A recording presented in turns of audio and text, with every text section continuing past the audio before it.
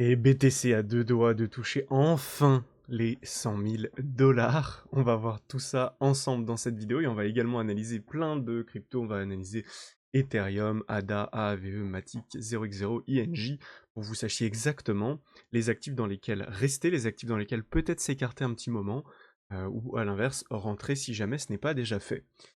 Juste avant ça, comme d'habitude, n'hésitez pas à vous abonner. Maintenant, on est road to 3000 personnes.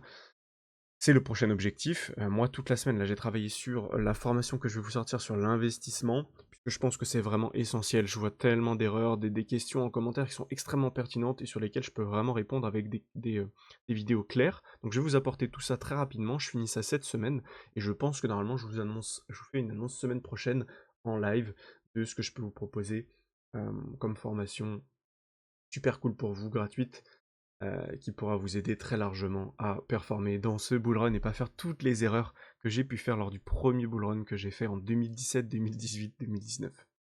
Juste avant de voir le BTC, il y a une chose qui est intéressante, c'est Gary Gensler, le gendarme des marchés, donc le président de la SEC, que Donald Trump avait dans le viseur et qui voulait virer, a décidé de démissionner.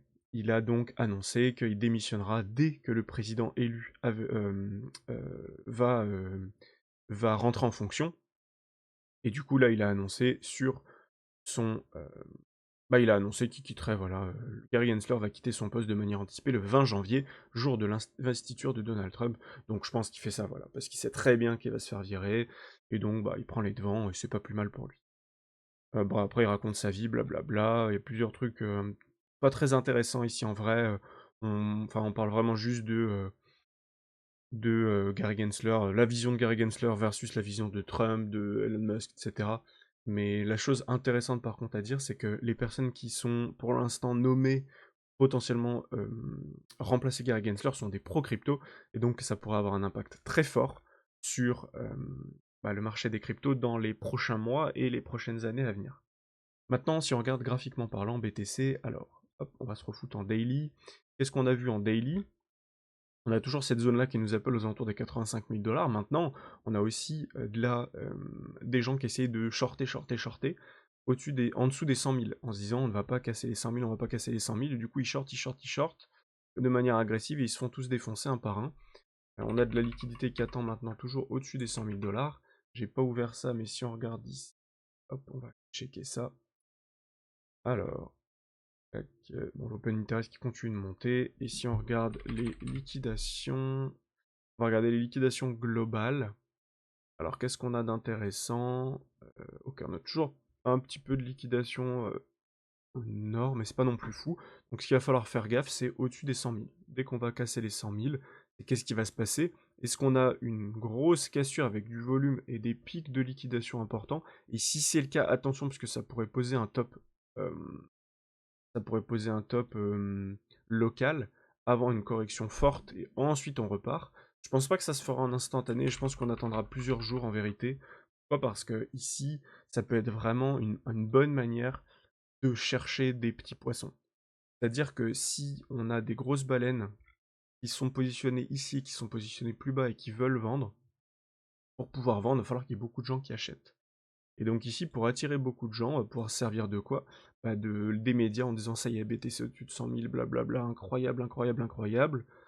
Les gens qui n'y connaissent rien vont dire oh là, mais c'est incroyable, il faut que je rentre avant que ce soit trop tard. BTC apparemment ça a cassé les 100 000, c'est direction 500 000, ce que j'ai entendu dans les médias. Et du coup, ils vont faire quoi? Ils vont rentrer n'importe comment. Et c'est à ce moment-là qu'on peut avoir de la distribution ici, sur toute cette zone. J'ai identifié une zone globalement entre 100 000 et les 107 000, donc on voit ici. 100 000 jusqu'à 107 350. La prochaine vraie zone sera les 122 000. Je pense pas qu'on y aille en tout droit quand même, ça me paraît beaucoup maintenant. Donc il y a quand même beaucoup de gens qui commencent à rentrer avec du levier. J'ai pas regardé ici le funding. Funding sur BTC. Ok, le funding commence à remonter un petit peu. On est encore loin d'une euphorie totale. On avait vu ici, là, ça c'était de l'euphorie. Là, clairement, on avait de l'euphorie. Et donc derrière, on a mis du temps, on a eu du mal, on a corrigé fort. Ici, on a eu des petites corrections qui ont stoppé le funding très largement. Mais ici, je m'attends vraiment maintenant à une correction plus forte. Je vais vous montrer ce à quoi je m'attends. Tac. Je m'attends vraiment plus maintenant à voilà, quelque chose comme ça. avoir du funding neutre. Pourquoi pas. Ici, on va checker ce qui s'était passé. Hop, juste là, je vais enlever les liquidations. Ça ne nous intéresse plus. Qu'est-ce qui s'était passé ici lors de la montée? Ici, on avait un peu de funding négatif. Ici, on avait de la baisse funding négatif. Et là, c'était la fin. De toute façon, mais là, on n'est pas encore sur la fin. Je pense vraiment qu'on est dans ce cas de figure ici. C'est-à-dire qu'on a des points bas ici, là. On a des points bas. Et là, on peut venir aller chercher plus bas. Et là, on pourra avoir funding négatif, en tout cas s'en rapprocher fortement, avoir des gros pics vers le bas, et de toute manière, quand on se rapproche des funding négatifs, ça peut être une bonne zone pour rentrer, et le funding négatif peut être une bonne zone pour trader, pour faire du swing trading. En attendant, ceux qui sont là pour faire de l'investissement, vous embêtez pas trop, dites-vous juste que lorsqu'on va avoir des fundings qui vont se calmer, là ils sont en train d'être ascendants, attention qu'on n'ait pas une accélération comme ça, c'est clairement ce que j'attends ici, hein. Une accélération encore jusqu'à 100, 105, 110 000. Et ici, avoir les fundings qui accélèrent fort, et derrière, paf, on corrige, on corrige, on corrige, le marché qui se fait défoncer. Et ensuite, une fois qu'il a corrigé ici, soit on rentre dans le négatif en termes de funding, et ça sera extrêmement positif, ou soit on va s'en rapprocher, ce sera déjà des bonnes zones. Si on s'en rapproche, qu'on n'est pas dans le négatif, mais qu'on a déjà tapé les 85 000, honnêtement, pour moi, ce sera une bonne zone d'achat dans tous les cas, mais ce sera pas forcément du swing trading très intéressant. Donc BTC, il n'y a pas grand chose de plus à dire sur ça, c'est haussier, et c'est une super crypto dans laquelle être actuellement peut paraître un peu con dit comme ça ou fou, mais c'est la réalité. Parce que s'il corrige, il corrigera moins que les alts, et ici dites-vous bien déjà que si on monte jusqu'à 105, 107 000, et qu'ensuite on corrige, il y aura déjà une baisse de 20-25% ici. Et donc les alts prendront moins 30, moins 35, moins 40, elles se feront vraiment défoncer à court terme avant de se reprendre. D'ailleurs, en parlant de ça, ce qui va être très intéressant, c'est ce qu'on va voir juste maintenant. Juste avant ça, n'hésitez pas à nous rejoindre, à vous abonner, à mettre un gros pouce bleu en bas de cette vidéo si vous voulez plus souvent être tenu au courant comme ça de tout ce que je fais et des mises à jour sur BTC et sur les Alpes pour pas faire de conneries. Hier, je vous ai sorti les pires investissements, enfin c'est pas les pires, mais globalement c'était deux investissements qu'on m'a proposés en commentaire, Fuse et Flux, et j'ai expliqué pourquoi selon moi elles sont pas fous pour l'instant. Fuse c'est catastrophique et Flux c'est un petit peu mitigé, mais il doit casser des résistances pour être bon, et je vous fais des analyses sur le BTC tous les jours et sur d'autres cryptos à chaque fois. Donc n'hésitez pas à vous abonner, à mettre un gros pouce bleu, à me dire en commentaire quelles sont les prochaines vidéos que vous voulez que j'analyse. On a dépassé les 2500 abonnés et on a 250 vidéos produites. Alors, ETH. ETH c'est repris, c'est bien repris hier, grosse journée verte pour ETH hier, c'est bien, avec un petit peu de volume, c'est pas mal. Maintenant, c'est pas non plus fou, on n'a pas cassé de résistance, on est toujours bloqué. Pour moi, l'objectif c'est toujours à long terme de venir casser les 4000 $ et ensuite de s'envoler. Je crois qu'il y a une target à 5000 et 7500. Donc l'objectif toujours d'aller plus haut, c'est très bien, mais on est toujours pour l'instant voilà, mitigé. Le TH est quand même haussier. Maintenant, pour moi, il y a vraiment un intérêt à venir en dessous des 3000 $ ici pour faire panic sell tout le monde. Globalement, on peut monter encore un petit peu, venir casser ça à la hausse. Et derrière, paf, grosse baisse. Ici, on a 15%. Et on voit bien qu'en fait, ici, si on veut combler toute l'imbalance haussière, on peut faire un 30% sans problème et revenir vers les 2500 $. Ça, c'est quelque chose qui est largement possible. On a une grosse imbalance haussière, ça peut paraître fou. Mais ici, faire une grande baisse, ici, faire peur à tout le monde vers les 2480 $, donc en dessous des 2500, ça pourrait être largement possible. Concernant ADA Cardano, il continue sa hausse, hein, j'en avais parlé déjà depuis un petit moment, je vous avais refait une vidéo dessus, mais il continue sa hausse, il est haussier, il a cassé les 45 centimes, c'est extrêmement haussier. Ici on a une belle structure, il est en train de s'extraire des 80 centimes, bien sûr si tout le marché corrige, il va se faire défoncer aussi, il va corriger fort, mais il se reprendra très très vite, j'en suis convaincu, puisqu'il y a énormément de volume, et des gros poissons sont en train de se positionner sur ADA. Ici il a vraiment de quoi exploser très fort très vite. La prochaine target de vente sur ADA Cardano, donc la prochaine zone de profit,